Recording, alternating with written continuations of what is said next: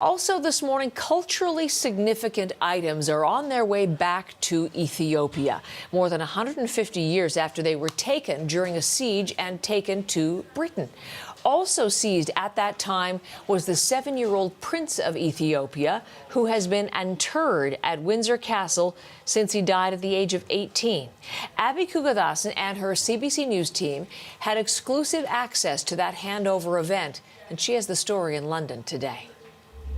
The private ceremony was held just a short space away from Buckingham Palace. It included objects that were taken following the 1868 siege by British troops. There was a cup and a shield and a tableau that can't be on display as it's a religious artifact. These were all stolen objects, but there was also a lock of hair that belonged to the Crown Prince Alamayu. He was 7 years old when he was brought back to England along with thousands of stolen treasures. The hair was found by Leonie Turner in New Zealand. That's her great-great uncle right there. He was the prince's guardian in Britain. She said it was only right that the hair be returned to Ethiopia. Now, this event featured individuals. We know institutions have been more reluctant when it comes to returns. Decades after the prince died of pneumonia as a teenager, Ethiopia did ask for Alamayu's remains to be repatriated. He'd been buried at St. George's Chapel at Windsor Castle. That request was made in 2007 to Buckingham Palace, but the palace refused, saying to move him would disturb other remains. I spoke with Dan Hicks, a professor at Oxford. He pointed out even members of the royal family had been moved after burial. I think really the monarchy are being very badly advised. They're being told by people that this is those old arguments we've heard since the 1950s and 60s, that if you start to give back, in one case it's a slippery slope. So there's this sort of where will it endism that seeks to argue for no action at all.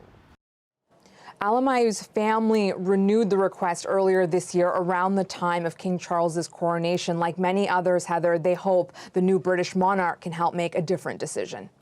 Abby, I understand that some of the objects that were looted eventually were taken right across the Atlantic. So what about institutions here in North America? What are they saying on all of these points?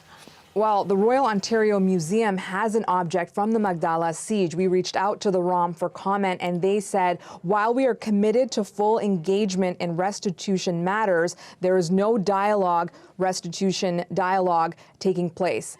Now, some have argued that if it wasn't for the British troops who brought these valuables, including manuscripts, back to Britain, they would have been lost or destroyed. Some have also argued that these artifacts are actually better off today in Western museums. That argument did take a hit this past summer amid reports that about 2,000 objects in the care of the British Museum were stolen, missing, or damaged.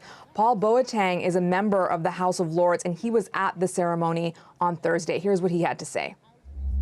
They were seized by force. That is the truth. That is why they are in the British Museum. The British Museum is the largest depository of stolen goods in the world. It is a depository of stolen goods. And they can't even look after the stolen goods they've got.